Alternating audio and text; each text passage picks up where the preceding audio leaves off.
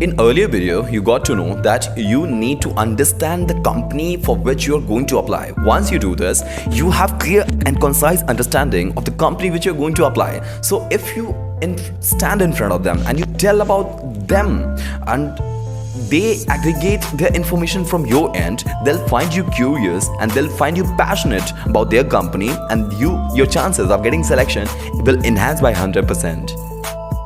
It is just like you admire them from the knowledge that you have about them, and in order to do so, you may visit their profile, social media profile, their websites, and their information from their colleagues. Now, for example, you just stand in front of me. I'm the manager of my company, and you just stand in front of me and you say that, sir, I admire your commitment for the sustainability that you have taken from last year.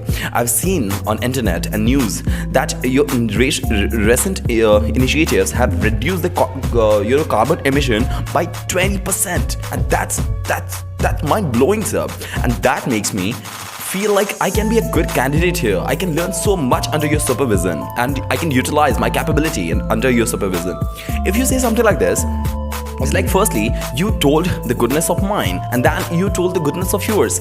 In this combination, there's a win-win situation. You have showcased your strategies, your understanding about the environment, and you've also admired me about my own actions that I've taken. So it makes me feel that this candidate has complete connection with my company, and he's observing my company rather than others. It means he's desperate to get selected, as compared to other candidates who might have more skills, who might have more experience, who might have more academic qualifications. But this candidate is observing my organization for really long. It means he is really passionate about my company. Maybe he can be less productive. I can make him the best productive employee of the month, because he is interested not in his job but about my company.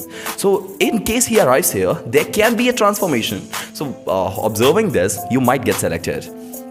Now, at the end, you also are supposed to add some call of action. For example, end with enthusiasm in order to show your interest for an interview. Suggest a follow-up action like, I would welcome the opportunity to discuss my skills that can contribute into your team success, sir. I'm available for an interview at your earliest convenience. Keep it of 1 page and a maximum of 2 pages. I would suggest you not to go more than 1 page. Be concise and focus on the most relevant details only. Avoid repeating information which you have already mentioned in your resume. Don't mention it in cover letter. Don't just do it. As an example, instead of listing your job history, focus on 1 or 2 impactful achievements that you have aggregated. Not like tons of organizations where you have worked and what you aggregated is nothing.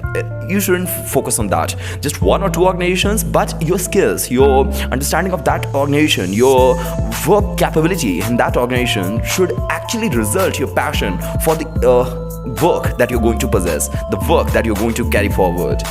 Now, when you're done with these, you will proofread and customize. Firstly, you'll observe if you have committed any error. In case you did, you will rectify it, and then you will also avoid genetic templates and tailor it as per the job letter, as per the resume that you have written. It's not like here you're writing that I was good at sales, and in resume you have written I'm good at management. So if in case these create conflict, the observer will observe that it's like the common resume that you have written, and you have just throwing it upon every organization. You need to take care of it. Now, check for typos and clarity as well. For example, if you have written something like I'm a hard worker, don't do it. Instead of writing this, write I have successfully led a team of 10 completing the major project ahead of time, sir, ahead of the schedule. And your resume should be a snapshot of your career. Focus on achievement and tailor it as per the job that you're going to apply for. It shouldn't be that you just made a common resume and you're just throwing upon every organization and you're just waiting to get selected. It shouldn't be happen. If you're applying for a particular interview, you should customize your job application and your job resume as per the particular job interview that you're going to facing with.